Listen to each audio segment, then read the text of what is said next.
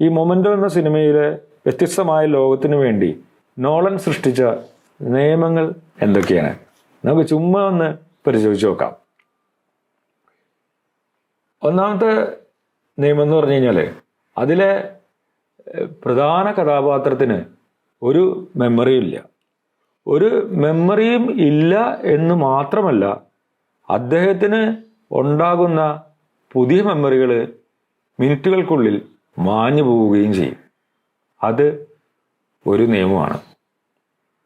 അടുത്തൊരു നിയമം, ഈ മെമ്മറികൾ ഇങ്ങനെ മാഞ്ഞു പോകുമ്പോൾ അദ്ദേഹം എങ്ങനെ സർവൈവ് ചെയ്യും? അതായത് അദ്ദേഹത്തിൻ്റെ മനസ്സിൽ ഈ മെമ്മറി സൂക്ഷിക്കാൻ ഒരു വകുപ്പില്ല. അതുകൊണ്ട് അദ്ദേഹം ഈ മെമ്മറികൾ സൂക്ഷിക്കുന്നത് ഫിസിക്കലായിട്ടാണ്. തൻ്റെ ശരീരത്തിൽ എഴുതിയും ഫോട്ടോഗ്രാഫുകൾ വഴിയും ആ ഫോട്ടോഗ്രാഫുകളിലെ നോട്ടുകൾ വഴിയും ഒക്കെയാണ് അദ്ദേഹം ഈ മെമ്മറികൾ സൂക്ഷിക്കുന്നത്. ഈ മെമ്മറികൾ സൂക്ഷിക്കാനുള്ള ആ നായകന്റെ ലോകത്തിന്റെ നിയമമാണ് നോളൻ അവിടെ എഴുതിയത്. ഇങ്ങനെയുള്ള ഫിസിക്കൽ സംഭവങ്ങൾ വഴി മെമ്മറികൾ സൂക്ഷിക്കുക. അടുത്തൊരു നിയമം നോളൻ സൃഷ്ടിച്ചിരിക്കുന്നത്, നായകൻ എന്തറിയുന്നുവോ അത് മാത്രമാണ് പ്രേക്ഷകനും അറിയുന്നത്. അതല്ലാതെ നായകന്റെ ഭൂതകാലത്തെ പറ്റിയിട്ട് കൂടുതൽ വിശദാംശങ്ങളൊന്നും പ്രേക്ഷകന് ലഭിക്കുന്നില്ല.